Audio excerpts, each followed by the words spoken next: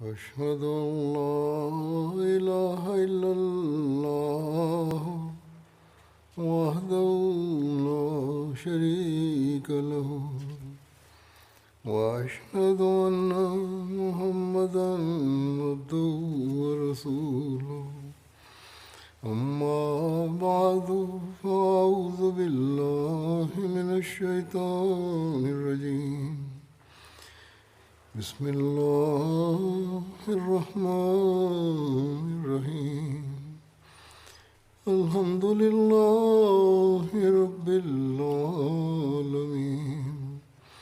الرحمن الرحيم مالك يوم الدين إياك نعبد وإياك نستعين اهدنا الصراط المستقيم صراط الذين أنعمت عليهم غير المغضوب عليهم ولا الضالين.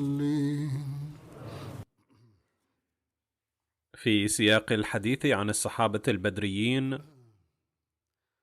كنت أبين مناقب سيدنا أبي بكر الصديق رضي الله عنه،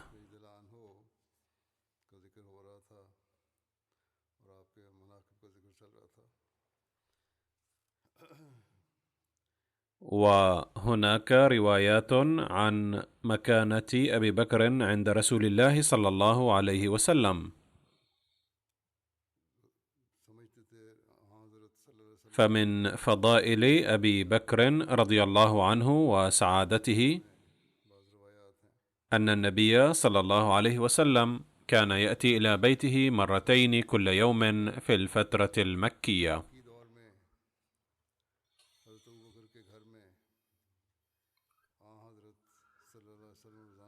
وعن عمرو بن العاص رضي الله عنه أن النبي صلى الله عليه وسلم بعثه على جيش ذات السلاسل، فأتيته فقلت: أي الناس أحب إليك؟ قال: عائشة. فقلت: من الرجال؟ فقال: أبوها. قلت: ثم من؟ قال: ثم عمر بن الخطاب، فعد رجالا.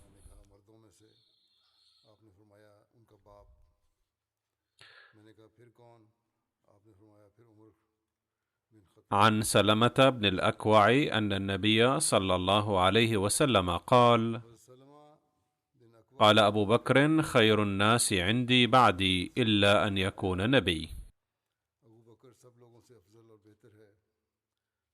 وعن أنس بن مالك قال: قال رسول الله صلى الله عليه وسلم: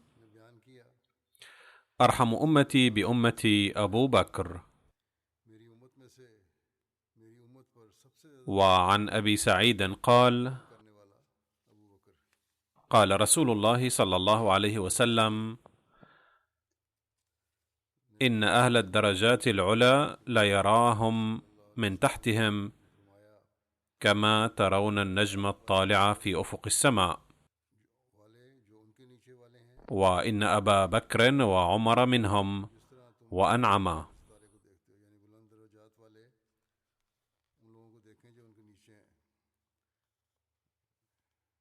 وعن أبي هريرة عن النبي صلى الله عليه وسلم قال: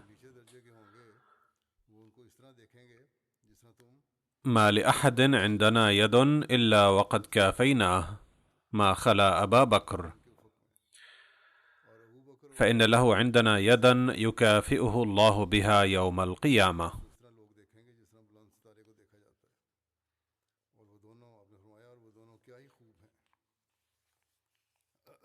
وقال رسول الله صلى الله عليه وسلم في مرضه الأخير: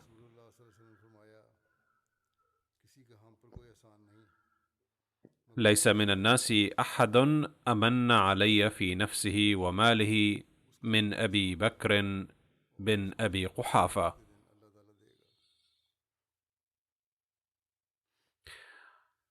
ولو كنت متخذا من الناس خليلا لاتخذت أبا بكر خليلا.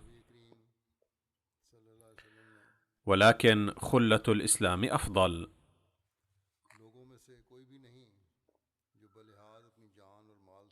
سدوا عني كل خوخة في هذا المسجد غير خوخة أبي بكر. هذه الرواية في البخاري.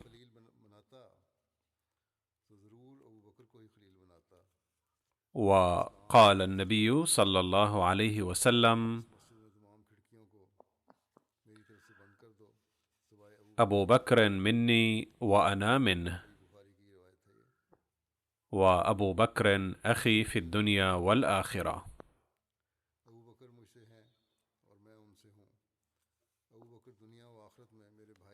وورد في سنن الترمذي رواية عن أنس قال: قال رسول الله صلى الله عليه وسلم: هذان سيدا كهول أهل الجنة من الأولين والآخرين إلا النبيين والمرسلين، لا تخبرهما يا علي، يعني أبا بكر وعمر. أي أن الراوي قال أن النبي صلى الله عليه وسلم قال لعلي رضي الله عنه: لا تخبر أبا بكر وعمر رضي الله عنهما بذلك. وعن أنس أن رسول الله صلى الله عليه وسلم كان يخرج على أصحابه من المهاجرين والأنصار وهم جلوس فيهم أبو بكر وعمر، فلا يرفع إليه أحد منهم بصره إلا أبو بكر وعمر، فإنهما كانا ينظران إليه وينظر إليهما ويتبسمان إليه ويتبسم إليهما. وعن ابن عمر قال: قال رسول الله صلى الله عليه وسلم: أنت صاحبي على الحوض وصاحبي في الغار. قاله لأبي بكر.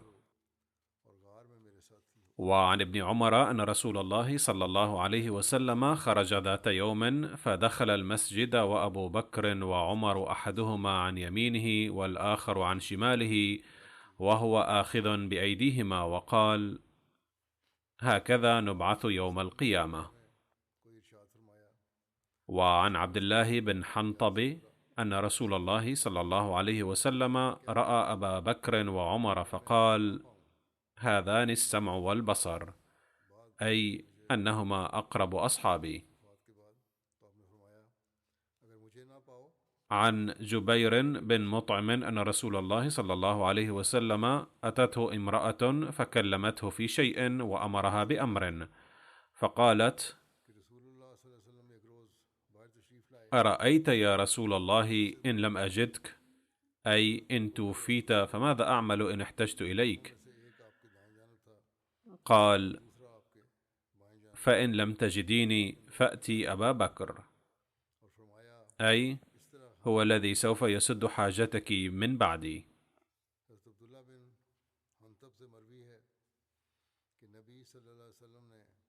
عن أبي سعيد الخدري رضي الله عنه قال: قال رسول الله صلى الله عليه وسلم: إن لكل نبي وزيرين من أهل السماء ووزيرين من أهل الأرض، فوزيراي من أهل السماء جبريل وميكائيل، ووزيراي من أهل الأرض أبو بكر وعمر. ثم إن النبي صلى الله عليه وسلم بشرهما بالجنة أيضا.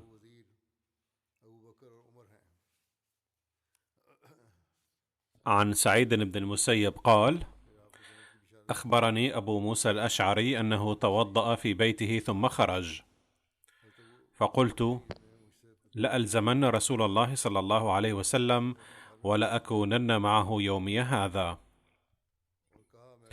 أي أنه وقف يومه ذلك كله لخدمة رسول الله صلى الله عليه وسلم. قال: فجاء المسجد فسأل عن النبي صلى الله عليه وسلم، فقالوا: خرج ووجه ها هنا.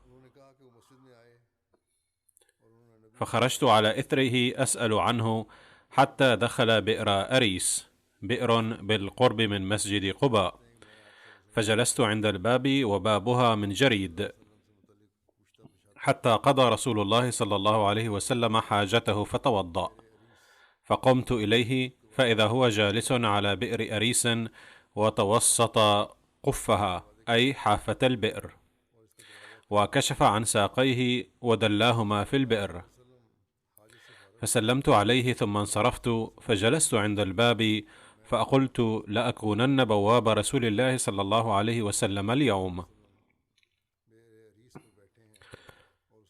فجاء أبو بكر فدفع الباب، فقلت من هذا؟ فقال أبو بكر، فقلت على رسلك، ثم ذهبت فقلت يا رسول الله هذا أبو بكر يستأذن، فقال ائذن له وبشره بالجنة.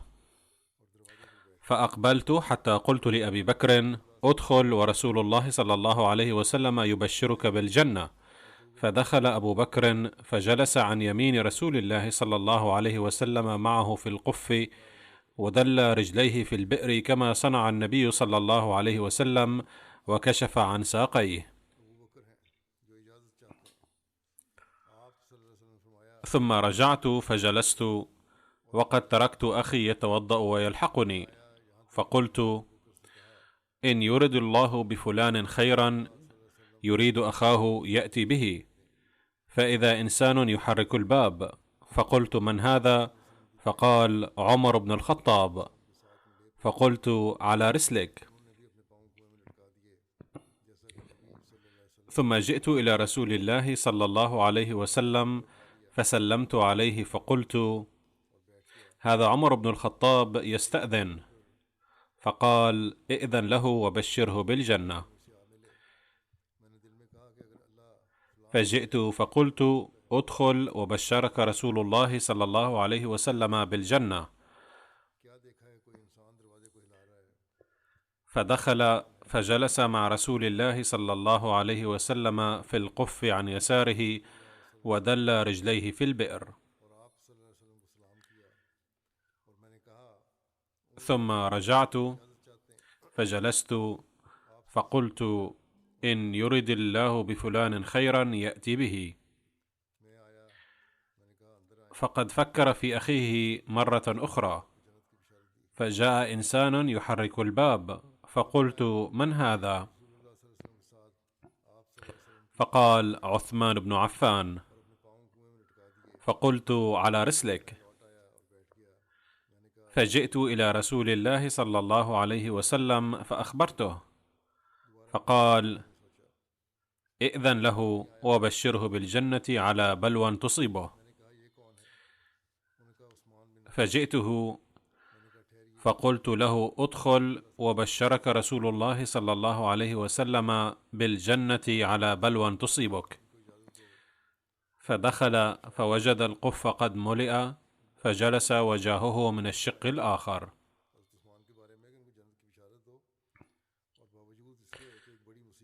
عن أنس بن مالك رضي الله عنه قال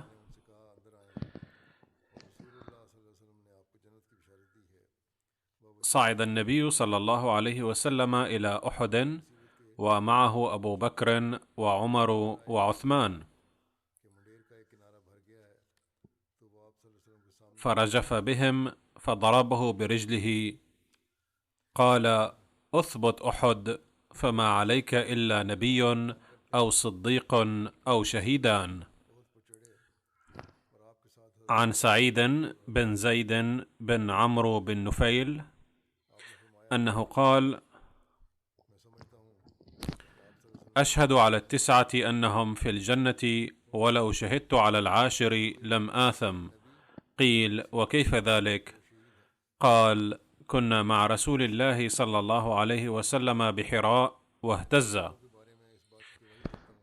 كانت الرواية الأولى من البخاري وذكر فيها أحد، وهذه من الترمذي وذكر فيها حراء، فقال اثبت حراء فإنه ليس عليك إلا نبي أو صديق أو شهيد. قيل ومن هم؟ قال رسول الله صلى الله عليه وسلم وأبو بكر وعمر وعثمان وعلي وطلحة والزبير وسعد وعبد الرحمن بن عوف. قيل: فمن العاشر؟ قال: أنا.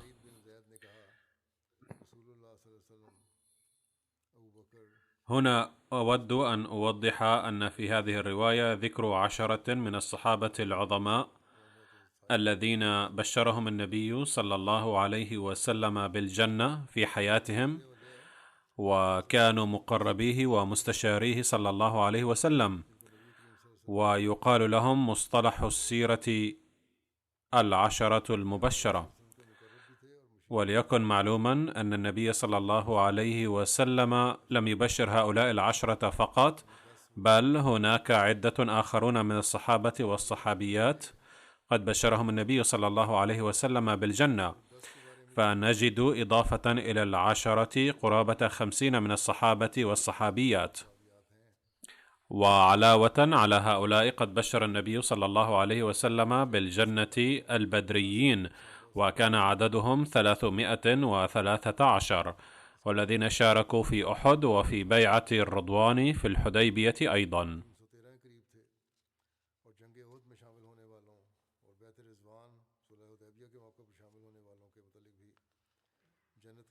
عن أبي هريرة قال: قال رسول الله صلى الله عليه وسلم: من أصبح منكم اليوم صائما؟ قال أبو بكر: أنا. قال: فمن تبع منكم اليوم جنازة؟ قال أبو بكر: أنا. قال: فمن أطعم منكم اليوم مسكينا؟ قال أبو بكر: أنا. قال: فمن عاد منكم اليوم مريضا؟ قال أبو بكر: أنا.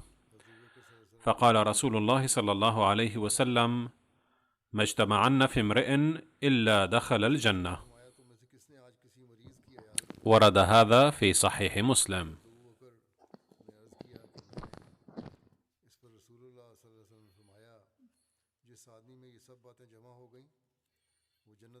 عن أبي هريرة أن النبي صلى الله عليه وسلم قال: أتاني جبريل فأخذ بيدي فأراني باب الجنة الذي تدخل منه أمتي. قال أبو بكر: وددت أني كنت معك حتى أنظر إليه. قال: أما إنك يا أبا بكر أول من يدخل الجنة من أمتي.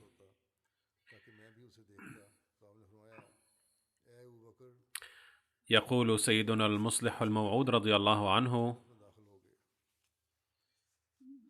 ذات يوم كان النبي صلى الله عليه وسلم جالسا مع الصحابة، فبدأ يذكر أن في الجنة سيكون كذا وكذا، ثم ذكر تلك الإنعامات التي قدرها الله له.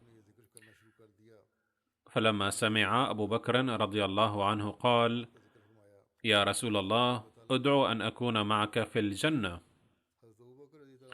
وفي بعض الروايات ورد اسم صحابي آخر، فقال رسول الله صلى الله عليه وسلم: أرجو أن تكون معي، وأدعو الله أن يكون كذلك. فلما قال ذلك النبي صلى الله عليه وسلم، خطر ببال الصحابة الآخرين أيضا طبعا أن يطلبوا من النبي صلى الله عليه وسلم الدعاء نفسه، إذ قبل ذلك كانوا يفكرون متى يمكن أن يكونوا مع النبي صلى الله عليه وسلم في الجنة. لكنه حين قال له ذلك أبو بكر رضي الله عنه أو صحابي آخر بحسب بعض الروايات، ودعا له النبي صلى الله عليه وسلم، فقد توفر لهم مثال وعلموا أن ذلك ليس مستحيلا بل ممكن. فقام صحابي آخر وقال: يا رسول الله، ادع لي أيضا أن أكون معك في الجنة. فقال: أكرمك الله بذلك أيضا، إلا أن من طلب ذلك قبلك فقد كسب الدعاء. يقول سيدنا المصلح الموعود رضي الله عنه: ذات يوم قال النبي صلى الله عليه وسلم: من عمل بحسنة كذا أكثر فسوف يدخل من باب كذا في الجنة، ومن أكثر من عبادة كذا سيدخل من باب كذا، ثم ذكر شتى العبادات. وقال: سيدخل الناس من 7 أبواب الجنة بحسب إكثارهم حسنات مختلفة. فكان في المجلس سيدنا أبو بكر رضي الله عنه أيضا، فقال: يا رسول الله، صحيح أن من كان قد أكثر من عبادة معينة واحدة سيدخل من باب معين في الجنة، ترى كيف سيعامل من كان قد أكثر من جميع العبادات؟ فقال رسول الله صلى الله عليه وسلم: إنه سيدخل من 7 أبواب الجنة كلها، وأرجو يا أبا بكر أن تكون منهم. هذا الذكر سوف يستمر في المستقبل أيضا إن شاء الله. والآن أريد أن أذكر بعض المرحومين وسأصلي عليهم جنازة الغائب بعد الصلاة. أولهم السيد عبد الباسط أمير الجماعة في إندونيسيا، الذي توفي في 8 من أكتوبر عن عمر يناهز 71 سنة. إنا لله وإنا إليه راجعون. كان المرحوم ابن المولوي عبد الواحد السومطري، وسجل بعد البكالوريا في الجامعة الأحمدية بربوة في 20 سبتمبر 1972، وكان عمره 21 سنة. وفي أوائل عام 1981 تخرج فيها حائزا على شهادة الشاهد. وفي العام نفسه عاد إلى بلده إندونيسيا بصفته داعية إسلاميا أحمديا. من أجل الدعوة والتبليغ في تايلاند، ثم في عام 1987 كان اقتراح من الهيئة الإدارية الوطنية للجماعة في إندونيسيا أنه يجب أن يحصل أحد الدعاة الإندونيسيين على الجنسية الماليزية، ومن ثم يتم إرساله للتبليغ في تايلاند. ورشح اسم المرحوم لهذا الغرض، فوافق الخليفة الرابع رحمه الله على الاقتراح وعينه هناك، وبالتالي سافر إلى تايلاند. ثم تم تعيينه في وقت لاحق كداعية في إندونيسيا مرة أخرى، وبقي يخدم في إندونيسيا إلى آخر عمره، حيث وفق للخدمة أميرا للجماعة لفترة طويلة. إن فترة خدمته ممتدة إلى 40 سنة. ترك خلفه إلى جانب زوجته 3 أبناء وبنتين. وتقول زوجته السيدة موسلي واتي: كان المرحوم يكن حبا عظيما للجماعة، وكان يعطيها الأولوية على كل شيء. وكوني زوجة له أعترف بحبه الشديد للجماعة وإخلاصه وخدماته لها. يقول أحد أبناء أخيه السيد طاهر: كان المرحوم يطيع بكل حرص جميع التعليمات التي كان يتلقاها من المركز. فقد أخبرني مرة بأنه كان قد رتب برنامجا للقاء مع أفراد أسرته في ماليزيا، وكان قد اشترى تذكرة الطائرة أيضا. فلما رأيته بعد أسبوع سألته عن عدم سفره إلى ماليزيا، فقال: استلمت رسالة من المركز وورد فيها أنه لم يسمح لي بالسفر، لذلك ألغيت سفري، وهكذا لم يولي أي اهتمام بالتذكرة أيضا. يقول أحد المسؤولين العاملين معه: كان يعلمنا ويفهمنا جميع الأمور بكل حب ووداد، ولم يكن يطلب من الجماعة تسهيلات ومرافق رغم كونه أميرا للجماعة، بل كان مسرورا بما يتلقاه من الجماعة. كان يفضل حياة البساطة. كثيرا ما كان يأتي ويجلس معنا في أوقات المكتب ويملي علينا الردود على الرسائل بعد الاطلاع عليها.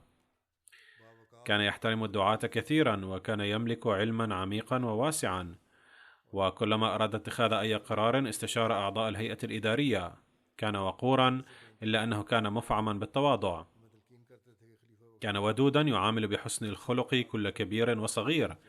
كان يحب الخلافة حبا عظيما، وكان يوصينا أنه ينبغي علينا التخلي عن جميع آرائنا والعمل فورا بأمر الخليفة.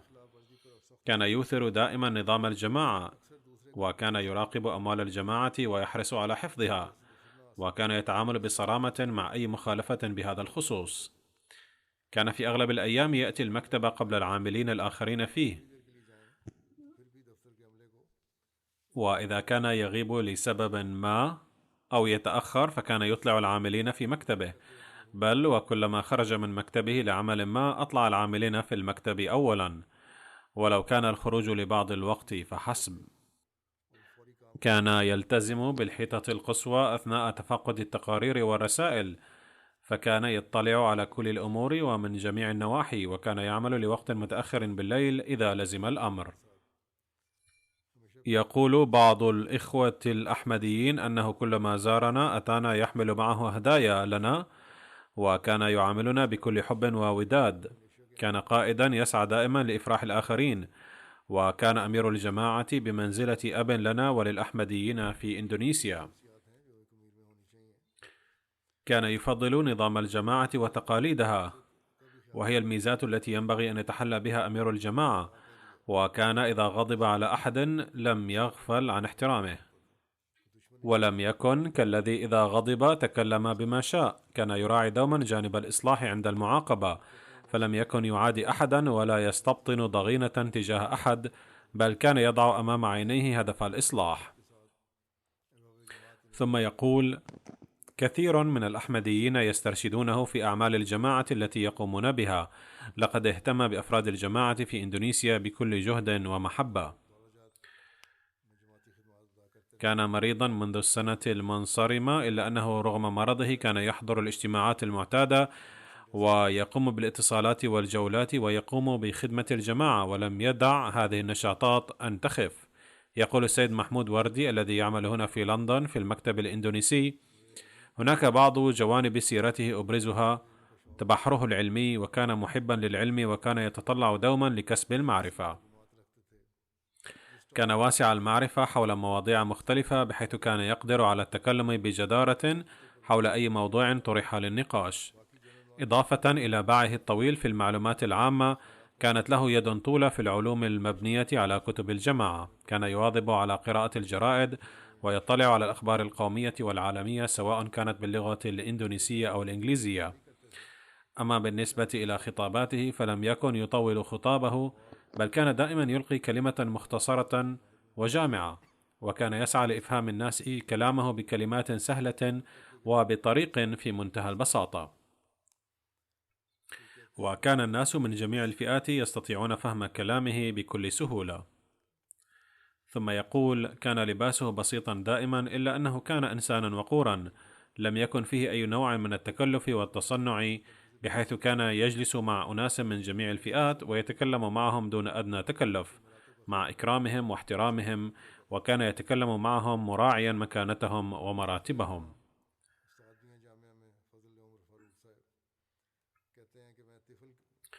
يقول السيد فضل عمر فاروق، داعية وأستاذ في الجامعة الأحمدية هناك: لقد حظيت بقرب السيد أمير الجماعة منذ طفولتي، حين كانت جماعة إندونيسيا تمر في ظروف صعبة. كان أمير الجماعة يشجع أفراد الجماعة بكل جد وصبر وتجلد، ويوصيهم بالتشبث بأهداب الصبر والدعاء، وكلما قام بالدعاء كان يدعو برقة وخشوع. كان يأتي المسجد للصلاة على وقتها دائما، كان يعتني بالواقفين، وكلما أرسل داعية إلى ميدان العمل كان يعطيه هدية منه.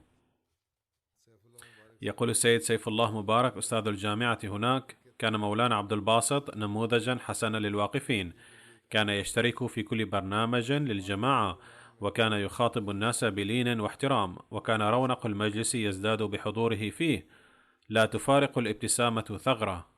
أثناء دراستي في الجامعة الأحمدية بإندونيسيا كان أمير الجماعة يأتينا بعد المغرب ويجلس معنا ويسأل عن حالنا، ونتجاذب أطراف الأحاديث. ثم يقول الداعية نور الدين: كان المرحوم أميرا يقدم نموذجه أولا. لقد وضع حجر أساس لمسجدنا في عام 2018، وكنا نملك آنذاك 60 مليون روبية إندونيسية. إن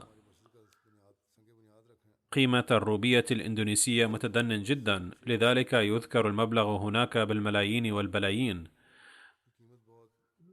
فيقول: كان لدينا مبلغ 60 مليون روبية، في حين أن إنشاء المسجد كان يقتضي 1500 مليون روبية.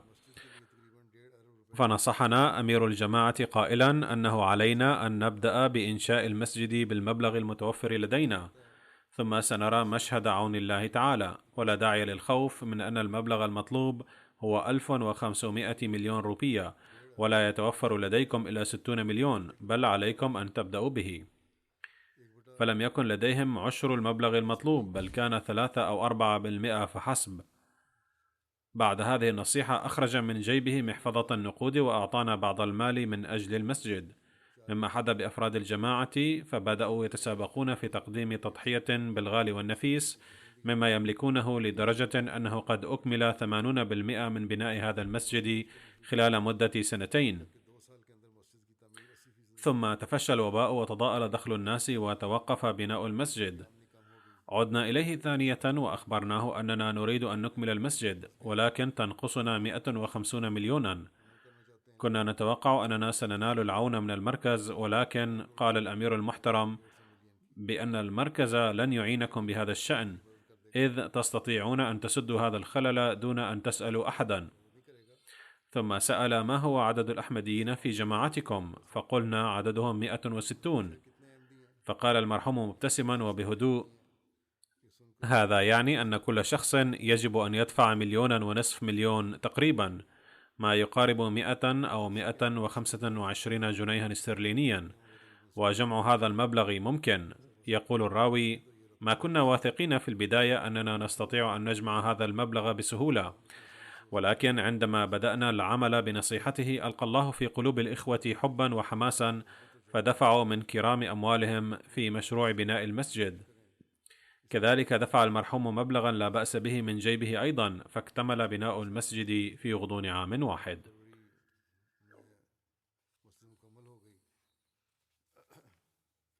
كان للمرحوم علاقات جيدة مع غير الأحمديين أيضا. يقول السيد لقمان حكيم سيف الدين وزير الشؤون الدينية الأسبق وهو ليس أحمديا: أنا أعتبر المرحوم شخصية بارزة على الصعيد الوطني، فكان يؤثر الإنسانية دوما، حيثما ذهب كان يؤكد دوما كيف يمكننا بالتعاون المتبادل تأصيل كرامة البشرية والتسامح ومراعاة مشاعر الجميع. إنني أرى أن هذه الأمور مسؤوليتنا جميعا، وليست مسؤولية الأحمديين في إندونيسيا، بل هي مسؤولية المواطنين الإندونيسيين جميعا أن نقتفي آثارهم ونسعى جاهدين للعمل بنصائحه. الخلافات والفروق التي توجد بيننا تتسبب بنشر الكراهية المتبادلة والحط من كرامة الإنسانية، لذا يجب علينا إزالتها. يقول السيد زهيري سفير تونس في إندونيسيا: لقد تعلمت من حضرة الأمير كيف يجب علينا أن نحب رسول الله صلى الله عليه وسلم وأهل بيته ونعمل بتعاليمه السامية. صحيح أن الأحمديين ظلموا وشتموا، لقد ظلموا في إندونيسيا ظلما كبيرا، ولكن المرحوم اهتم بهم في تلك الفترة بشجاعة كبيرة وبحكمة كبيرة، وعوملوا بالجور وعدم العدل، ومع ذلك علمنا الأمير المحترم أن علينا أن نخدم البلد والبشرية في كل الأحوال بالإخلاص والوفاء، لأن من اعتقاد الأحمديين الحب للجميع ولا كراهية لأحد. وأشهد أن الأمير المحترم كان عالما حبيبا عند الله، وذا طبع بسيط ومتحليا بأخلاق فاضلة. تقول السيدة نيا شريف الدين وهي تحتل مركزا قياديا على الصعيد الوطني: كان أسلوب كلام الأمير المحترم مؤثر جدا، كان يتكلم بلطف وأدب، وكانت عواطف حب الوطن بارزة في كلامه، وكان المبدأ الحب للجميع ولا كراهية لأحد باديا في كلامه دائما. نشهد أن المرحوم كان إنسانا طيبا، وكان قائدا يتكلم مع الجميع بكلام ملؤه الإيمان وعواطف الحب.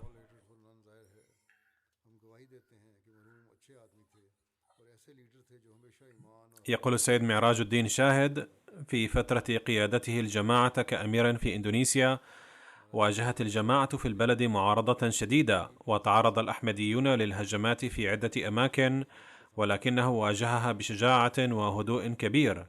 كان الموظفون في الحكومة أيضا يحترمونه بسبب علاقاته الجيدة معهم. يقول السيد أوسوم عميد الجامعة الأحمدية في إندونيسيا: كان الأمير المحترم مخلصا جدا للخلافة، وكان معظم الأوقات يذهب إلى المسجد معي لكونه جاري، وكلما سافر لجولة أخبرني دائما أنه ذاهب في جولة في فروع الجماعة كذا وكذا، وكان ينصحني أيضا للذهاب في الجولات. كان مهتما جدا بالجامعة الأحمدية. عندما كان يجري مقابلة مع الطلاب المرشحين للالتحاق بالجامعة الأحمدية بصفته عضوا في اللجنة، كان ينصحهم دائما أنكم ستصبحون دعاة، لذا اسعوا جاهدين لتكونوا أسوة لأفراد الجماعة من كل النواحي والجوانب. وكان ينصحني أيضا دائما ويخبرني عن كل طالب أن فيه نقصا كذا وكذا وعليك أن تحاول سد هذا الخلل. كان مهتما كثيرا بشؤون طلاب الجامعة. يقول السيد إرشاد أحمد ملهي، داعية الجماعة في أمريكا: كنت زميل المرحوم عبد الباسط في الصف في الجامعة الأحمدية، وكنت أسكن معه في غرفة واحدة في دار الإقامة، فسنحت لي الفرصة لمشاهدته عن كثب، ووجدته ذكيا جدا وكان خلوقا دائم التبسم ودمث الأخلاق جدا. كان لاعبا متمكنا في تنس الريشة، وكان ينال المرتبة الأولى في ربوة دائما. وقال لي ذات مرة أنه عندما كان موشكا على السفر من إندونيسيا إلى ربوة للالتحاق بالجامعة الأحمدية، وصله عرض كبير من شركة ليكون لاعبا ممثلا لها. وقلق والده مولانا عبد الواحد بشدة على أن يطمع عبد الباسط في قبول هذا العرض ويغير رأيه في الالتحاق بالجامعة الأحمدية. أضاف المرحوم وقال: لما لاحظت قلق والدي على هذا النحو، أكدت له وعقدت عزما على أني لن أترك الدين أبدا لمنفعة دنيوية، ورفضت العرض ذا فائدة مالية كبيرة. والحق أن حياة المرحوم كلها شاهدة على أنه آثر الدين على الدنيا دائما وفي كل حال، وأوفى بهذا العهد دائما. كان يحب الخلافة كثيرا، وكان مخلصا ووفيا جدا. كان مقربا إلى سيدنا الخليفة الثالث رحمه الله، فكنا نقول له على سبيل المزاح بأنك مقرب إلى الخليفة كثيرا، والحق أنه ضرب مثلا أعلى للإخلاص والوفاء في عهد كل خليفة. أدعو الله تعالى أن يغفر له ويرحمه ويرفع درجاته ويهيئ للجماعة دعاة وعاملين مثله دائما. لقد وجدته أنا أيضا مطيعا كاملا وإنسانا عفيفا جدا. ندعو الله تعالى أن يسد نقص الراحلين دائما. يجب على الدعاة في إندونيسيا بل في العالم كله أن يضعوا أسوته في البال دوما. هذه الوقائع ليست مما أكل عليه الدهر وشرب، بل يوجد في العصر الراهن أيضا أناس آثروا الدين على الدنيا وأدوا حق الوقف. والجنازة الثانية هي للسيدة زينب رمضان، زوجة السيد يوسف عثمان كمبالا، داعية الجماعة في تنزانيا، التي توفيت قبل بضعة أيام عن عمر يناهز 70 عاما. إنا لله وإنا إليه راجعون. يقول زوجها السيد يوسف عثمان كمبالا: إن زوجتي كانت مخلصة جدا، وكانت تشارك في مشاريع الجماعة كلها. كانت تحافظ على علاقات جيدة جدا مع الجيران، وتراعي الفقراء والأيتام، وتخدم الدعاة كثيرا وتحترمهم. كانت سباقة في أداء التبرعات، حيثما أقمنا ظلت سباقة في خدمة الجماعة، وكانت تعامل جميع الأحمديين بغاية الإخلاص. وكانت مريضة بالسرطان منذ 2.5 سنين، وتعالجت من قبل الأطباء الخبراء، ولكن غلب قدر الله وتوفيت مؤخرا. قال: حضر جنازتها قرابة 1000 شخص من تبورا والمناطق الأخرى، وكان من بينهم الأقارب غير الأحمديين أيضا. تركت في ذويها 3 بنات و3 أبناء، وجميعهم متزوجون. غفر الله تعالى لها ورحمها.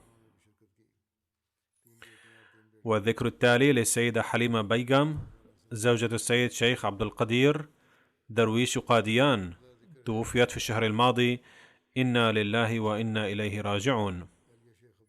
كانت المرحومة ملتزمة بالصلاة والصيام، وصابرة وشاكرة ومتواضعة وخلوقة، وكانت تجتهد لجعل الأطفال يلتزمون بالصلاة وتلاوة القرآن الكريم. ظلت تدرس الأطفال في قاديان القرآن الكريم ما دامت صحتها سمحت لها. كانت تحب الخليفة وتلبي كل ما دعا إليه الخليفة، وقضت حياة الدروشة بصبر وشكر عظيمين. وما كانت ترد سائلا صفر اليدين رغم فقرها، وكان بيتها يزدحم بالضيوف في أيام الجلسة لكونه قريبا من دار المسيح، وكانت تستقبل الضيوف بحسن الخلق وتكرمهم بأحسن وجه. كانت منخرطة في نظام الوصية، وابنها السيد شيخ ناصر وحيد يخدم الجماعة بصفته القائمة بأعمال المدير لمستشفى نور في قاديان، ولها 3 بنات يعشن خارج الهند رحمها الله تعالى وغفر لها. والذكر التالي للسيدة ميلي أنيسة أبيسائي من كيني باسكا. أحداث حياتها وواقعة بيعتها عجيبة وممتعة. كانت جد مخلصة ووفية، توفيت مؤخرا، إنا لله وإنا إليه راجعون. كان عمرها 73 عاما. قال السيد خواجة فايز الداعية في كريباس: السيدة ميلي أنيسة أبيسائي كانت أول مسلمة أحمدية في جماعة كريباس. وجدت بطريقة ما نسخة للقرآن الكريم في هذا البلد النائي، وهو مكان قلما ترى فيه الكتب. فحين وجدت هذه النسخة للقرآن المجيد بدأت تقرأها بنفسها لأنها كانت مع الترجمة، فأثر فيها القرآن الكريم لدرجة أنها آمنت به في قلبها وبدأت تلبس الحجاب. وحين نزل في كريباس أول داعية أحمدي الحافظ جبريل سيد المرحوم، سأل الناس هل يوجد مسلم في هذا البلد، فدلوه إلى السيدة ميلي أنيسة أبيسائي، وقالوا هي الوحيدة المسلمة في الجزيرة كلها. ما أعجب فضل الله تعالى، بحيث أسلمت السيدة ميلي أنيسة أبيسائي في قلبها، وخلال سنة واحدة من ذلك وصل هناك داعية أحمدي بأمر من الخليفة الرابع رحمه الله. وكانت هذه المرأة الشجاعة بدأت تبلغ أقاربها وأصدقائها رسالة الإسلام قبل مجيء الداعية، ولذلك اشتهر في هذا البلد الصغير الذي يبلغ عدد سكانه 100,000 فقط أن هناك امرأة قد أسلمت. فحين وصل الداعية الحافظ جبريل سيد في كريباس كان الله تعالى قد أعد له سلطانا نصيرا سلفا. كانت مستعدة لخدمة الجماعة، وهي كانت مشهورة بسبب احتجابها وتبليغها. وحين جاء الداعية الأول السيد جبريل في كريباس بايعت السيدة ميلي أنيسة وانضمت إلى الجماعة الإسلامية، وهي دبرت السكن والأشياء الضرورية للداعية، ثم انشغلت بتبليغ الدعوة وبايع عن طريقها عدد من الناس. كانت تحب الجماعة للغاية وتحترم الدعاة جدا. لم يضعف إيمانها قط رغم معارضة الناس لها. حيثما ذهبت التزمت بالحجاب، وصار لباسها الإسلامي وسيلة للتبليغ، مع أن الناس كانوا يسخرون منها، وفي بعض الأحيان كانوا يشتمونها ويحاجونها ويضايقونها، ولكنها لم تدع إيمانها وحجابها يضعفان، وتركت نموذجا حسنا على أن الحجاب لله، فلماذا أخاف الناس وما يقولون؟ في البداية حين أسلمت في قلبها لم تكن تعلم كيفية أداء الصلاة، فبدأت تعبد الله بنفسها من دون السجود. وحين رآها أبوها تصلي بطريقة جديدة غضب بشدة وهددها بأنه سيمزق القرآن المجيد، فردت على أبيها قائلة: إذن يجب أن تمزق الكتاب المقدس أيضا الذي يذكر عبادة عيسى عليه السلام أمام ربه. ثبتت على إيمانها بكل شجاعة. ثم جاء بفضل الله تعالى داعية الجماعة، فتعلمت طريقة أداء الصلاة وعلمتها للآخرين أيضا. كان جميع الناس في هذا البلد النائي يرون الإسلام بنظرة سيئة. حينها قامت هذه المجاهدة وكانت تواجه الجميع وتقدم تعاليم الإسلام بلا خوف. لم تكن تخاف أحدا غير الله تعالى، وبسبب هذه الميزة كان لها رعب على كثير من الناس ورجال السياسة. وبفضل الله تعالى رعبها هذا وثباتها على الإيمان أثر في رجال السياسة لدرجة أنهم تعاونوا في تسجيل الجماعة رسميا، مع أنهم كانوا من قبل لا يوافقون على طلب التسجيل بسبب المعارضة. وكان لها رعب بحيث كان كثير من الناس الذين كانوا يعرفونها لا يجرؤون على قول شيء سلبي ضد الإسلام في وجودها،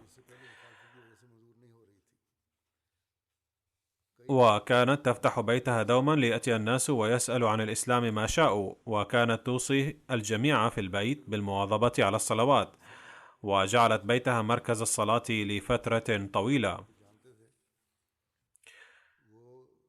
وابنها أحمد أبي سائي حين بلغ سن الشباب أوقفته لخدمة الجماعة وأرسلته ليدرس في الجامعة الأحمدية بغانا، فمنعها الناس قائلين: لماذا ترسلين ابنك إلى غانا؟ سيقتلونه هناك.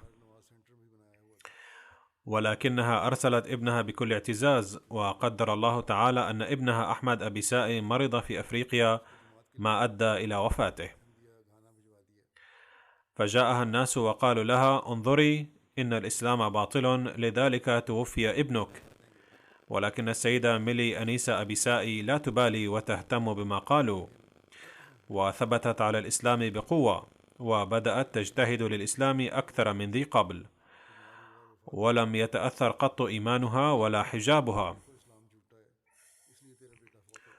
وثبت أولادها الآخرون أيضا على الإسلام واستمر التبليغ.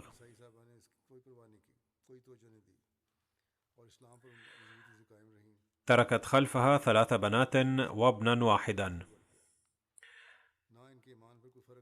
ألهمهم الله تعالى صبرا ووفقهم لخدمة الإسلام والجماعة مثل أمهم، وبارك في بذرة الجماعة التي بذرتها المرحومة، وجعل جميع سكان هذه الجزيرة الصغيرة يدخلون الأحمدية كما كانت المرحومة تتمنى، ورزق الجماعة مزيدا من مثيلاتها الشجاعات اللواتي يقمن نموذجهن ويملكن حماسا للتبليغ ويثبتن على إيمانهن، ورزق مزيدا من الأمهات اللواتي أدين حق التبليغ أكثر من الدعاة. غفر الله لها ورحمها ورفع درجاتها، آمين.